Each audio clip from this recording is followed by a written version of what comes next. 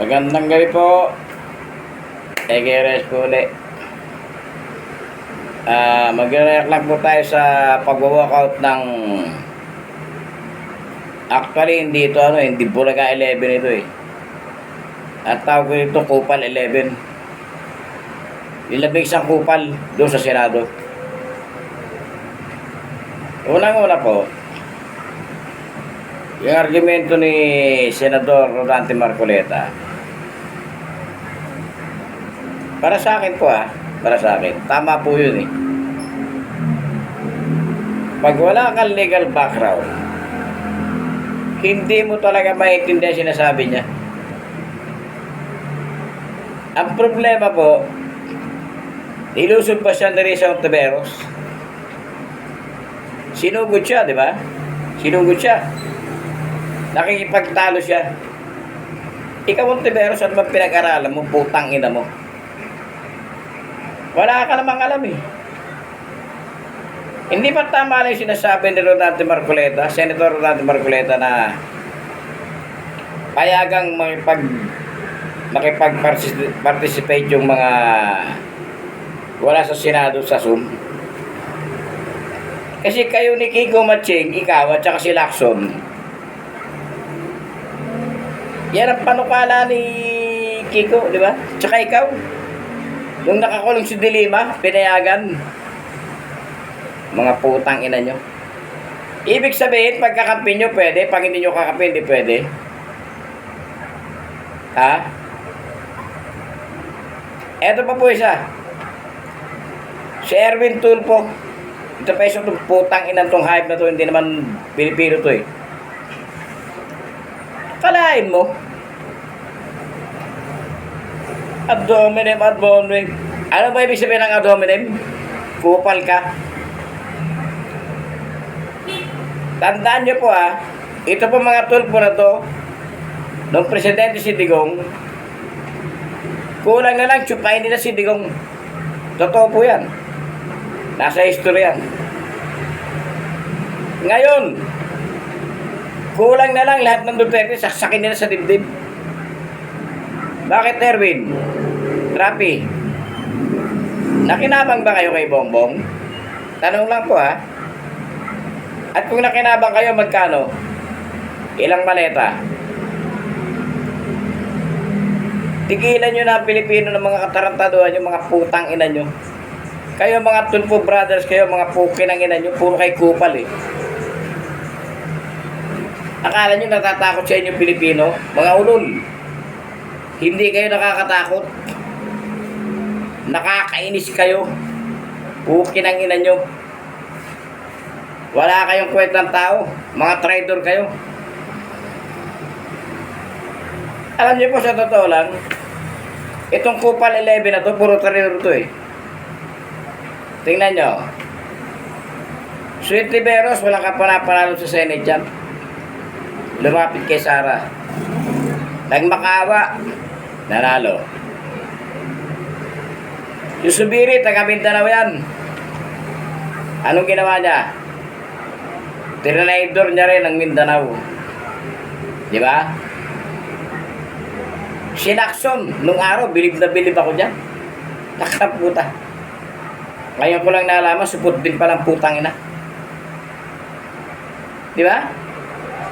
At saka to si,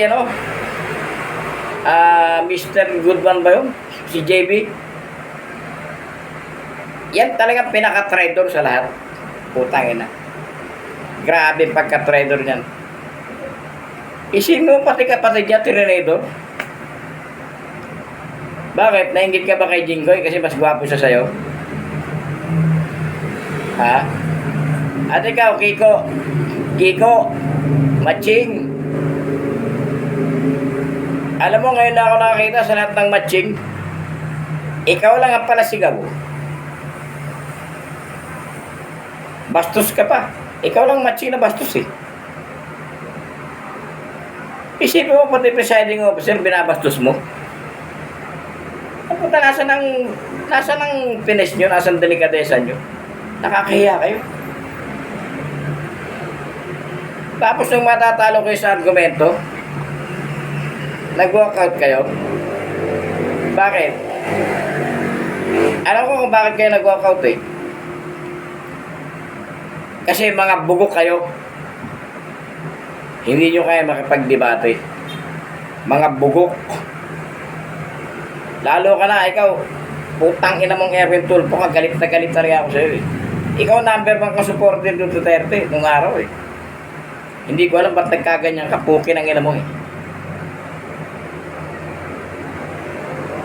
Alam mo, sa totoo lang, mas malaking tao ka sa akin eh. Totoo yan. Pero kung hamunan mo ko na suntukan, putang ina ka, ewan ko lang kung ano mangyari sa'yo. Balita ko, ano kay Marines ka eh, di ba? Hindi ko alam kung Marines ka o US Army ka eh. Hindi ka Pilipino eh. Ako, basta isa lang nasasabi ko sa inyo mga tulpo. Simula sa pangalan nyo nga sa'yo, Erwin, puro kay kupal. Ikaw, Lacson. Naging PNP chief ka. Puta ngayon lang lumabas pagkakupal mo. Tama yung sabi ni Miriam de Peso sa Tiago. Bagay siya yung pangalan Pinky. Mga wala kayong bayag, putang ina nyo. Nasaan ang mga bayag nyo? Takot kayong kalabanin si Bongbong, kitang-kita nyo na lahat ng ebidensya sa kanya tumuturo. Di ba? Naging Blue Ribbon Committee ka. Anong ginawa mo? Partial report, nabimilit ka pang pumirma. Anong pipirmahan ng mga senador? Eh, palpak yung report mo. Alam mo, Lacson, sa totoo lang, nasabihin ko sa'yo. Ito, totoo to. Ano ka eh? Lalaki ka rin, alam ko eh. Hindi ka bakla. Kung sasabihin mo sa akin, o sasabihin mo sa sambayan ng Pilipino, na si Martin Romualdez at si Marcos hindi involved sa flood control scandal, eh talagang kupal ka. Totoo yan. Alam ko na alam mo yan. Pati ikaw, Tito, Bulaga, Soto. Swerte ka, patay na yung teacher mo. Kung buhay pa si Miss Tapia, naku po, sumiyo sa servo na ganun.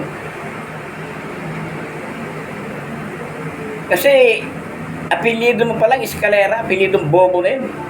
Natotoo lang. Pero gigil na gigil talaga rito kay Erwin Tulfo, puta, tsaka dito kay Subiri. Alam niyo po kung bakit? Kitang-kita ko sa video si Subiri nagaya. Halika na, labas tayo. Siya nagaya sa mga senador. Yung Kupal 11, siya nagaya eh. Eh siguro si Tuta Soto medyo nahiya, umupo. Umalis din. Bakit po umalis? Eh nag-iisa na lang siya. Di ba?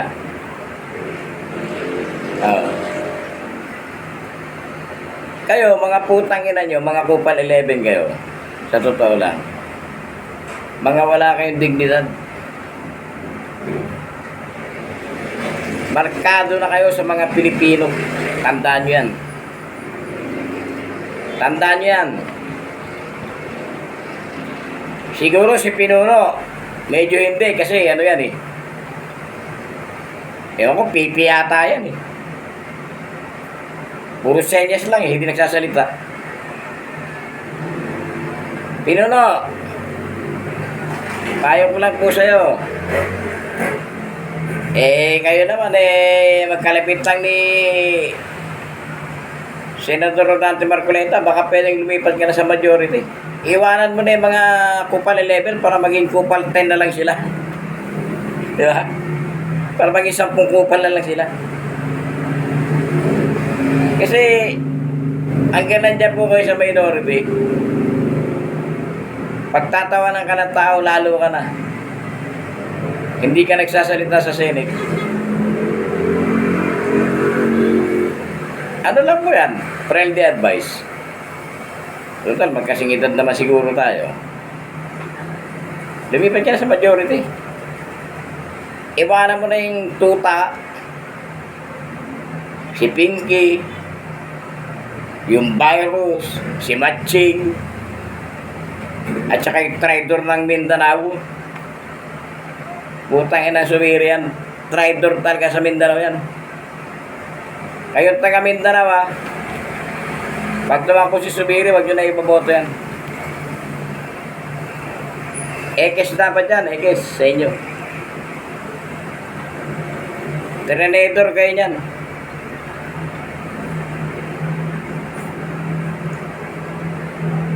Bakit ayaw nyo paputuin si Bato na ano, sa teleconference? Simple. Ako na sasagot. Hindi nyo kakampi. Di ba? Pero sabihin natin, nagkakaso halimbawa si Subiri. Si Subiri, si Lacson, si Rizal Taveros, nagkakaso arrestuin. Siguro pahig kayo, no? At ikaw, putang ina kang every tool ko, ha? Parang alam mo may arrestuin ngayong linggo na to, no? May alam ka ba? Ha? Kontak mo ba si Matibag?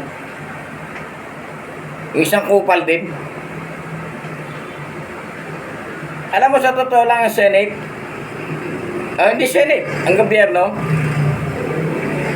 Mabaho na talaga. Mabaho na. Napakabaho na. Administrasyon ni Bongbong, napakabaho na. Alam mo kung anong amoy? Amoy kupal. Kasi puro kayo kupal. Putang ina nyo. Lalo ka na, Erwin Tulfo, pukin ang ina ka. Tandaan mo. Hindi ka na mananalo sunod na eleksyon. Kaya tumakbo na lang kayo ni Trilani sa barangay captain. Tandaan mo yan.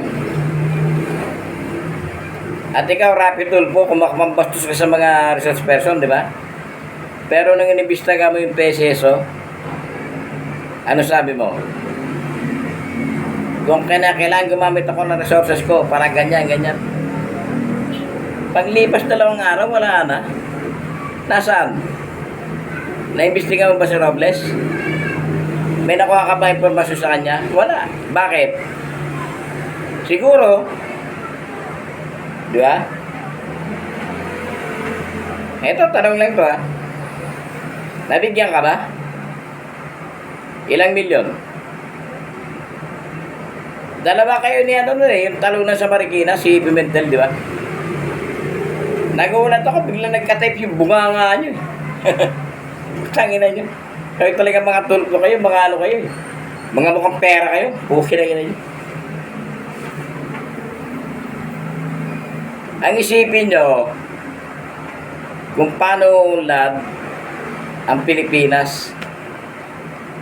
Baliktad ang iniisip nyo, mga puki ng ina nyo. Ang iniisip nyo kung paano lulubog ang Pilipinas.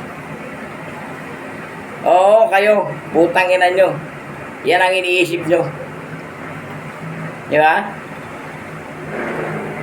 Tatanungin kayo, Kupal 11. Yung totoong sagot, sasagot nyo sa akin, ha? Yung totoong sagot. Isa lang tatanong ko sa inyo, at 2 tanong lang. Una,